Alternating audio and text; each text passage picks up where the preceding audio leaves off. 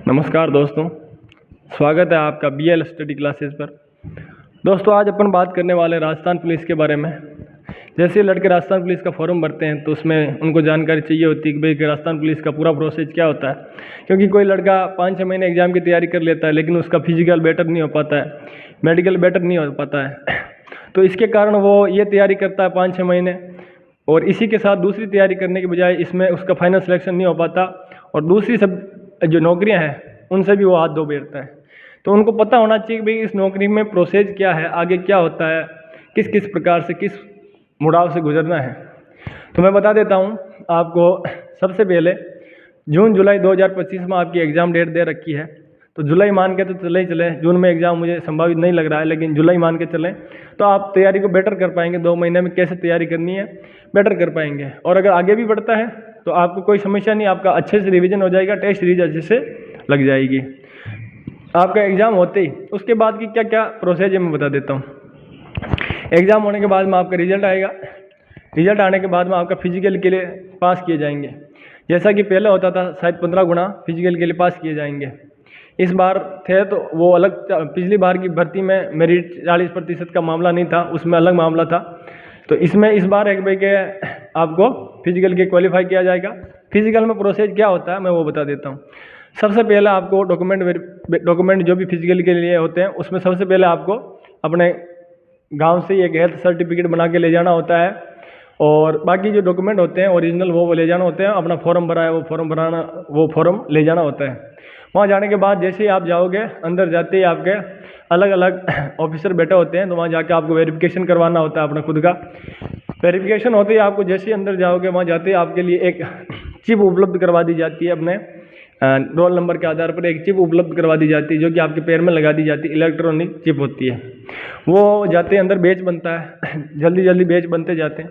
जैसे ही बैच बनता है, पहला बैच जैसे 7 बजे दौड़ता है तो 7 बजे वो बैच का रनिंग स्टार्ट हो जाती है।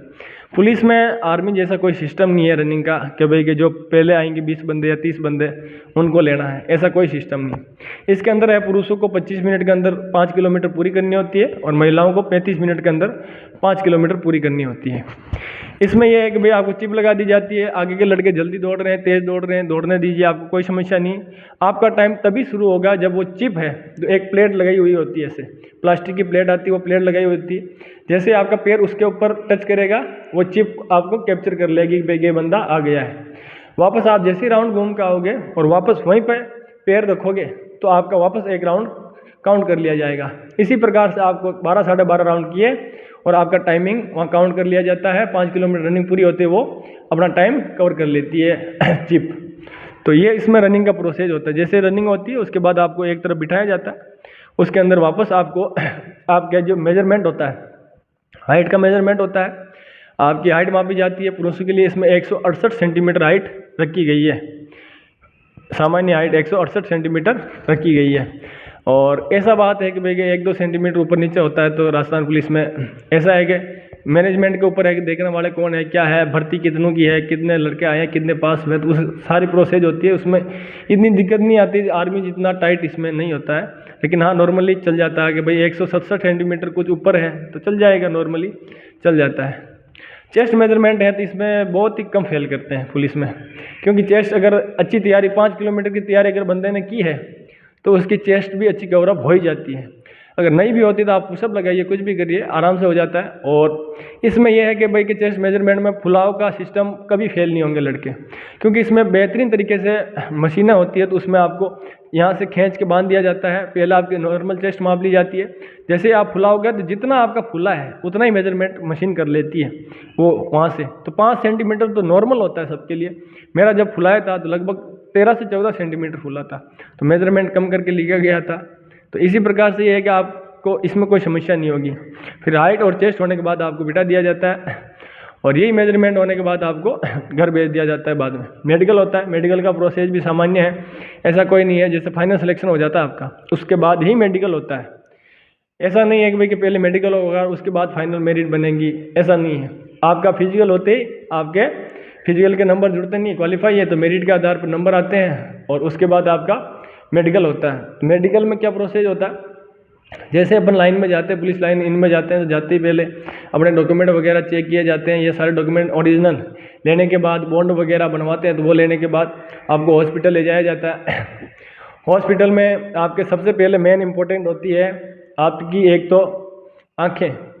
आंखें सबसे बेहतरीन होनी चाहिए, आंखों में कोई दिक्कत ना हो।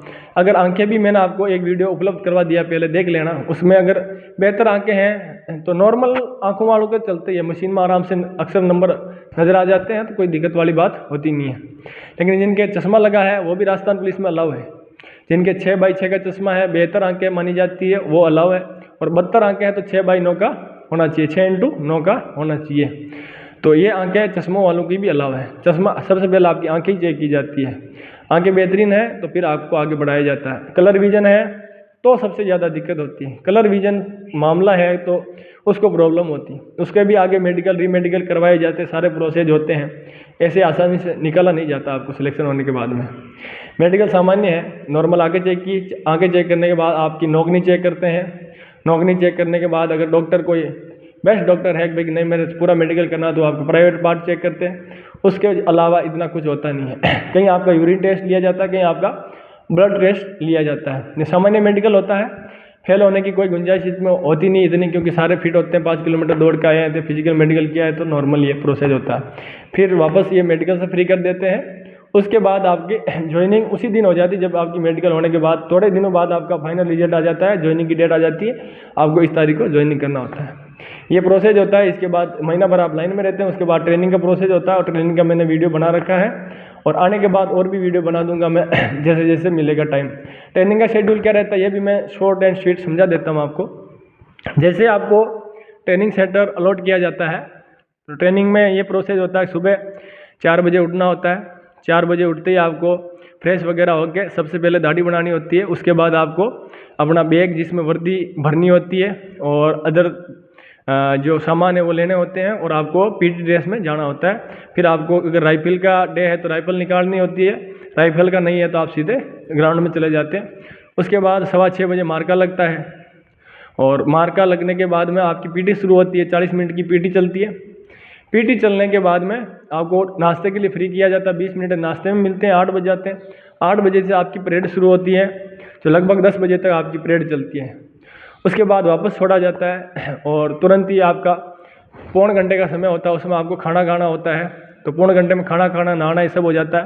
फिर आपको वर्दी पहन के, सूती वर्दी पहन के आपको इंडोर क्लास के लिए जाना होता है। फिर 11 बजे से 3:40 तक आपकी 2:40 तक आपकी इंडोर क्लास चलती है। 2:40 में इंडोर क्लास से फ्री होकर आप यहाँ आते हैं। 3 बजे तक चाय वगैरह पी के वापस 3:30 या 3:50 पे आपकी विशल लगती है, तो श्रमदान के लिए निकला जाता है बाहर। श्रमदान के लिए आपको 6 बजे तक श्रमदान करना होता है। उसके बाद खाना खाने के लिए छोड़ते हैं, खाना खाते हैं 6:30 बजे तक। उसके बाद रोल कॉल शुरू होता है, और लगभग आप 7:30 बजे रात को फ्री होते हैं। तो ये रूटीन रहता है सुबह 4 बजे से लेकर शाम को 8 बजे तक का एकदम प्रॉपर रूटीन चलता है, और यही 9 महीने तक चलता है। तो ये था रूटीन ट्रेनिंग का और सिलेक्शन प्रोसेस का पूरा। तो मैंने समझा दिया शॉर्ट एंड स्वीट। आपको नॉलेज होना चाहिए कि जिस नौकरी में अपन जा रहे हैं उसमें करना क्या होता है। यहाँ ट्रेनिंग पूरी होने के बाद जिलों में जाना, जिलों में जाएंगे तो आपको थाना अलॉट कर दिया जाएगा अलग अलग, और वहीं थाने में आपको आगे की प्रोसेस पता है कि सामान्य पुलिसिंग करनी होती है। टाइम इसमें थोड़ा कम मिलता है पढ़ाई के लिए, आगे बढ़ने के लिए, लेकिन निकालने वाले निकालते भी हैं।